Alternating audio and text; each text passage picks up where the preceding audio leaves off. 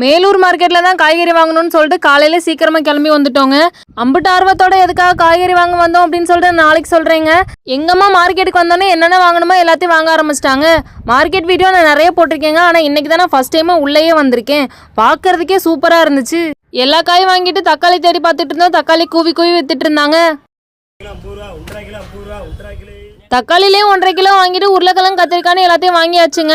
கத்திரிக்காய் நம்ம இப்போ தான் நடவுபே பண்ணி வச்சுருக்கோம். ஆனால் 1 கிலோ 80 ரூபாய்க்கு வித்துட்டு இருக்காங்க. கரெக்டாக நம்ம சீசனுக்கு விற்க போகிறதாங்க 10 ரூபாய்க்கு வித்துட்டு இருப்பாங்க. நாங்கள் கொஞ்சம் சீக்கிரமாக வந்தனால நாங்கள் போகிற நேரத்துலாம் காய்கறி எல்லாத்தையுமே கொட்டி அடுக்கி வச்சுக்கிட்டு இருந்தாங்க.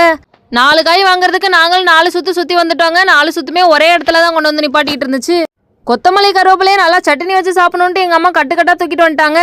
4 ரவுண்டு அங்கனே அடிச்சதுல கொலை பசிச்சிருச்சுங்க. பக்கத்தில் ஒரு இட்லி கடை இருந்துச்சு. சுட சுட வைக்கவும் சாப்பிட வந்தாச்சு.